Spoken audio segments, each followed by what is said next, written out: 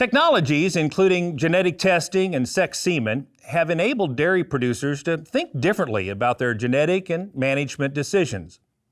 Thanks to these technologies, the feeder cattle coming from dairies look a lot more like their beef counterparts due to the growing number of dairy producers incorporating beef cattle genetics. These cattle, commonly referred to as beef-on-dairy crosses, have helped keep feed yards and meat cases full during a time of record-low beef cattle numbers. Today, I'm joined by a knowledgeable group of people who can shed some light on this industry trend. Kee Jim, he's Senior Lead of Animal Agriculture at Telus and Managing Director for Kee Jim Farms. Next, we have Ryan Peterson, General Manager of Five Rivers Feed Yards in my home state of LaSalle, Colorado. And finally, we have Patrick Linnell, Director of Market Research for CattleFax. Gentlemen, thanks so much for joining us today. Based on the numbers I read from the National Association of Animal Breeders, it appears that somewhere between 30-35% of the semen that dairies are purchasing is actually beef semen. I'm curious, are those numbers accurate, and what's driving this trend, Patrick? Yeah, Kevin, that's exactly the information that we look at, as well as we've seen this surge in beef on dairy growth in the past few years. Mm-hmm. And it's clearly been just a big profitability signal and a margin signal to the dairy operator, especially at today's values at $900 or $1,000 for a day-old beef dairy cross calf. There's a huge amount of incentive there for them to switch to adopting that practice over just a traditional fed dairy animal. And not to mention the signals through the system. It's frankly a high quality product, as I think we'll talk about a little bit later.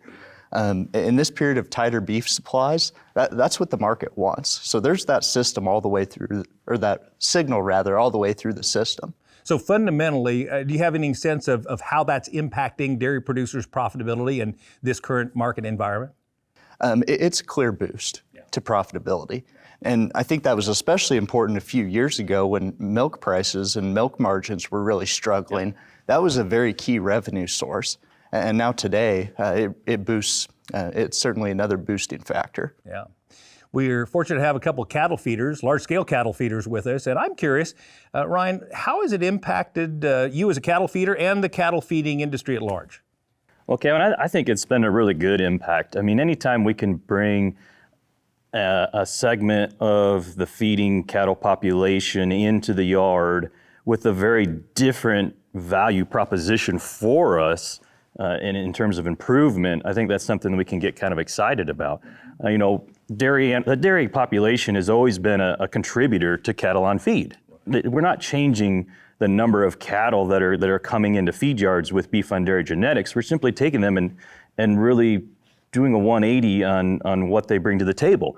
We're improving their efficiency, we're improving their performance, we're changing the carcass conformation, we're not worried as much about maybe height restrictions that we can get into on dairy animals.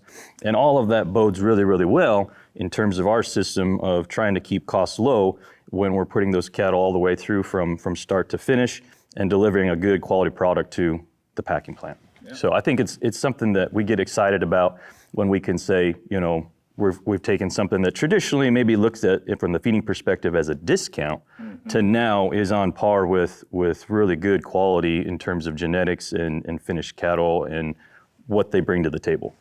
Yeah, Dr. Jim, add to that and also pick up on his last comment about how the value of these cattle have changed or how you look at them differently as you compare them against native beef cattle and what that's meant to your feeding operation.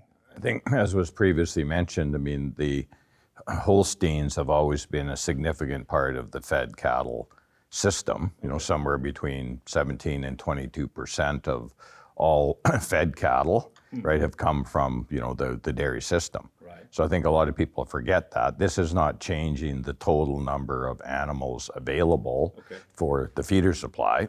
Is changing the breed composition of the feeder cattle. Yeah.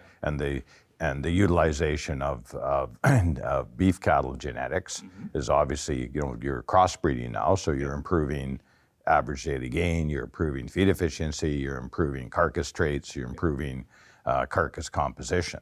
So you've got all of the increased value of the feeder animal. Yeah. And in addition to that, you have from a consumer perspective, a very youthful animal when slaughtered, been on a high grain diet for a very long period of time, right? So you have a consumer experience that's either equal or superior to the beef cattle genetics.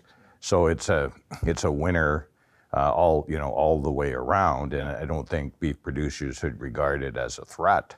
I mean, it's going to create the largest demand for superior seed stock across all the breeds, right? And the biggest buyers of superior seed stock is going to be the semen companies as they develop their beef on dairy programs, right? So I look at it as a win overall for the entire industry, including the feedlot industry. So it's something that it's going to be a permanent part of the landscape going forward. So it's inescapable that it's going to be with us. The question is figuring out how to best make that work for your particular operation. I appreciate you saying that. I've often said that as long as people like cheese on their pizzas, we're going to have about 9 million dairy cows in this country, and we don't need 9 million heifers.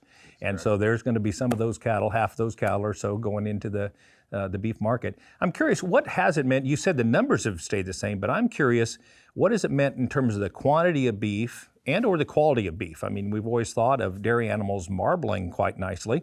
What impact has it had in terms of the pounds of beef we've put on the market as well as the quality? You want to begin? It's not changing the number of head, but it may be increasing with increased carcass weight, the total amount of beef somewhat.